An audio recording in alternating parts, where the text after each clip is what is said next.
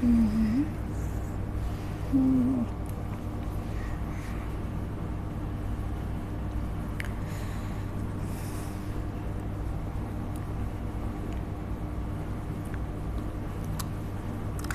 dear students of class 10th, welcome to geography class. I hope all of you are doing well.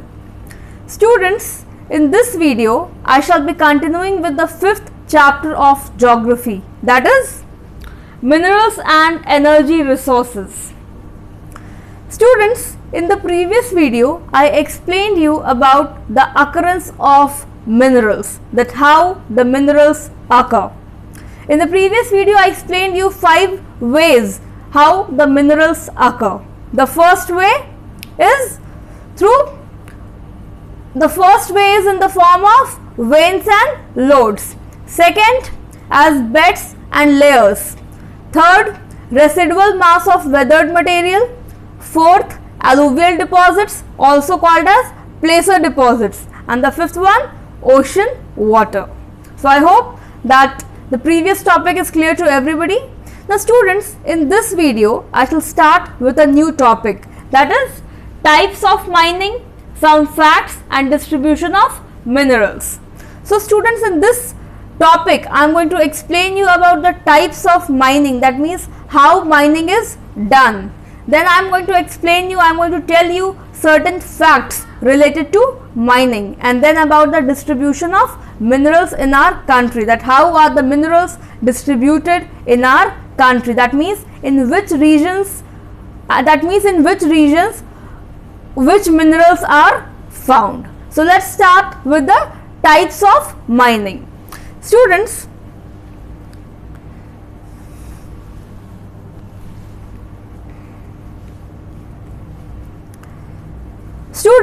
I'll explain you 3 types of mining, that means 3 ways how mining is done.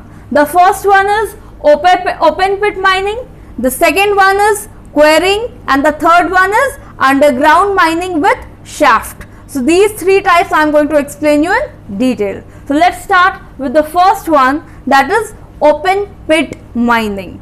Okay, see, in this what happens, the ground is dug. First of all, a mineral is identified, that okay, in this part, in this area a mineral is there. First of all, the minerals are identified, and then after identification of minerals, what happens, the ground is dug and then a pit is formed. This way a pit is formed, and then the minerals from there are taken out, they are extracted, and this is mainly done for iron ore. So please remember that open pit mining is mainly done for iron ore. In this means open pit mining, it is open and a pit is formed. How a pit is formed? By digging. So by digging a pit is formed, and then the minerals, whatever minerals are there, they are extracted. And please remember that this is done mainly for iron ore. So I hope the first type of mining is clear to everybody. Now students, let's move to the second one, that is quarrying. Now what do you understand by quarrying? See, in quarrying what happens, the minerals are found on the surface. Yes, they are found on the surface and they can be collected, they can be extracted. The ores, the minerals, they are found on the surface, means the miners do not have to dig the ground deep, it is found on the surface. Certain areas are located, certain areas are identified, and then after identification the mineral is collected, and this process of collecting minerals from the surface is called as quarrying, and this is done for limestone. So limestone is collected by quarrying. So I hope the first 2 types of mining is clear to everybody.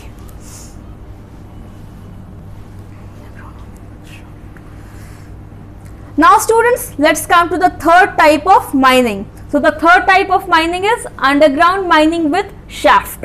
Now see what happens. The name suggests underground mining, that means in this the mines, the minerals, they are underground. So the miners, they have to go inside, they have to go underground and then collect the minerals. Now how this is done?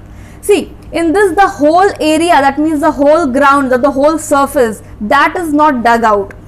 In this what happens, only a part of a small area is dug out, so that a tunnel can be put inside. A tunnel can be inserted, or it can go. So in this only a small portion of, remove that line, in this only a small portion of land is dug, so that a vertical tunnel can be put,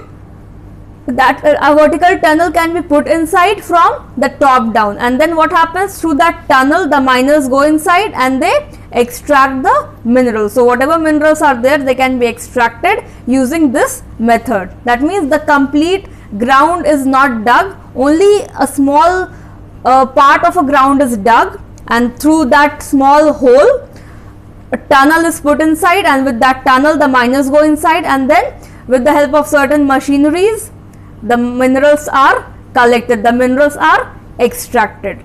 And let me tell you that underground mining with shaft, this type of mining is done mainly for coal. So for coal mining, this type of mining is done. So I hope you understood all the three types of mining, and I also gave you the example that for which mineral a particular type of mining is conducted. So I hope that this topic is clear to everybody. Now students, as I told you, I'll be explaining you certain facts about minerals. Okay, certain facts about minerals. So let me start with the first fact. So the first fact is minerals are nationalized. Now what do you understand by this? Minerals are nationalized. It means that the mining activities, the minerals, they are under the control and supervision of the government of India. I am talking specifically about India. I am not talking about the whole world. I am talking about India. So the mining activities as well as the minerals, they are under the control, strict control and supervision of the government. It's not that you will go to a place and start digging the ground in order to collect minerals. No, that cannot be done. Proper permission has to be taken. You need to get the order from the government, because the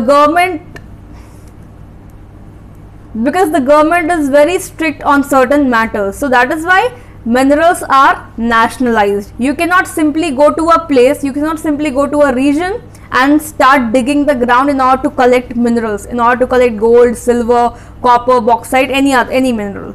So this cannot be done. You need proper permission of the government. So I hope the first point is clear to everybody. Next, if I talk about the tribal groups means they generally reside in the forest. Forests are home to the tribal people and they worship the nature. That means they are very close to the nature. So if I talk about the tribal group, then the tribal group, they have their own rules, their own regulations, right? They do not follow the rules of the government. They have their own rules and regulations.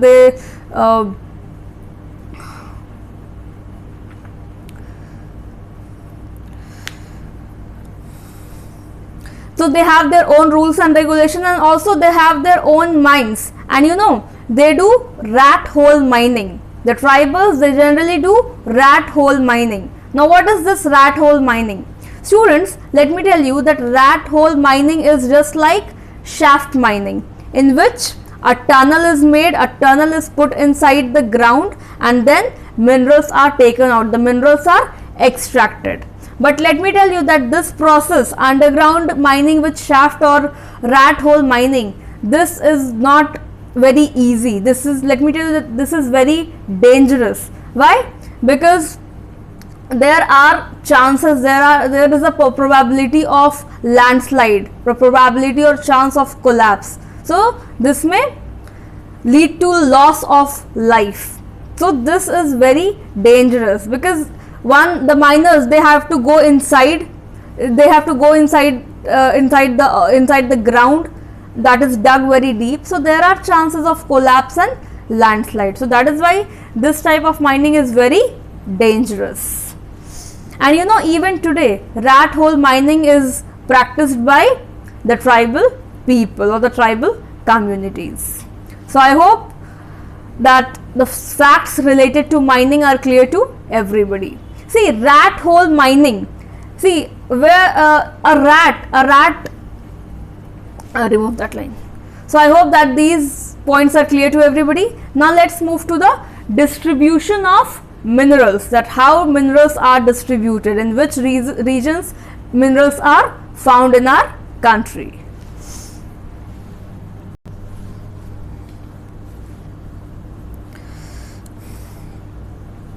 Students, let me tell you that India is rich in minerals. That means a lot of minerals are found in our country.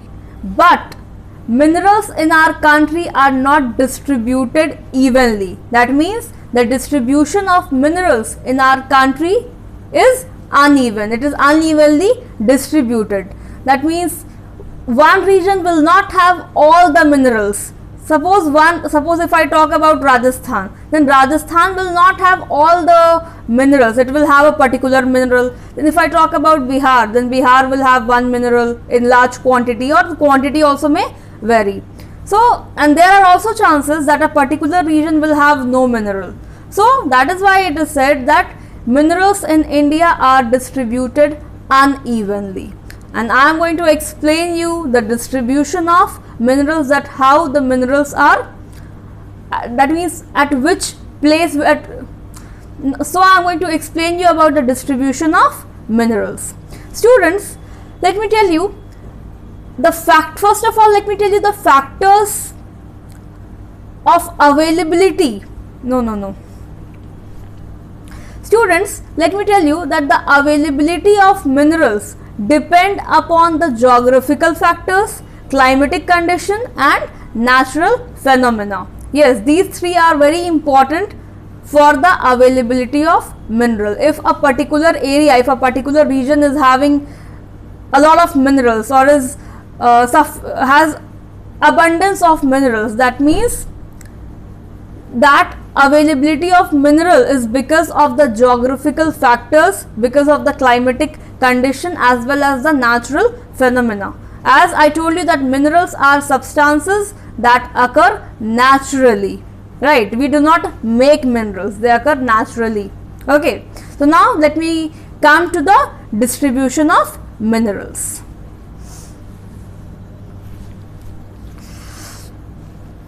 Students, first let me come to the peninsular rocks. See, as you can see the map of India, this portion is called as the peninsular region or the peninsular region. What do you understand by peninsula? A landmass surrounded by water from three sides. So a landmass that is surrounded by water from three sides is called as a peninsula. So this region is surrounded by water from the three sides, from east, from south and from west. In the east we have Bay of Bengal. In the south we have, in the bottom we have Indian Ocean, and in the west we have Arabian Sea. So we are surrounded by water from three sides. So I was talking about the peninsular rocks. Students, in peninsular rocks or peninsular region, most of the reserves of coal, metallic minerals,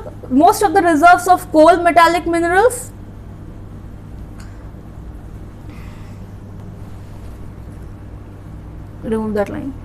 So students, in the peninsular rocks or peninsular area, most of the reserves of coal, metallic minerals, mica and many non-metallic minerals are found. And you know, this region is also called as the powerhouse of our country. Now why this region is called as the powerhouse of our country? Because most of the minerals are found in this region. That is why this region is called as the powerhouse of our country. So I hope you understood about the peninsular rocks. Now let's come to east and west of peninsular. The east side and the west side of the peninsula. See, the energy minerals like petroleum, so the energy minerals, they are found in the east and west of peninsula. Now let's come to Rajasthan this way. See, in Rajasthan, the non-ferrous minerals are found. Now what do you understand by non-ferrous minerals? See, I explained you while I was explaining about the classification of minerals. Non-ferrous minerals are the minerals that do not have iron.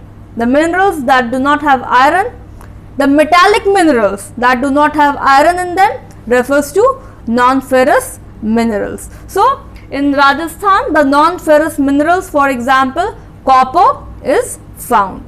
Now students, let's come to North India, the north part, the northern part.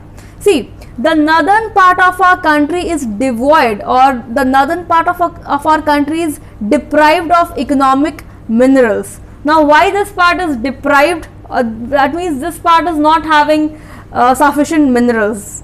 Why this part is not having minerals? Because they have alluvial deposits. See, they have alluvial deposits, and the rocks are newly formed. So this part is not fit. That means the geographical condition of this area is not fit for the availability of minerals. Rather, the northern part, the alluvial place, they are fit for agriculture. So here the production work, the agriculture work is carried on, not the. So here availability of minerals are not found, rather agriculture work is done at this place. So this is fit for agriculture, not for the availability of minerals. So I hope the distribution of minerals in our country is clear to everybody. Now students, thank you so much. I'll be explaining you the next topic in the next video. Till then, thank you and be safe.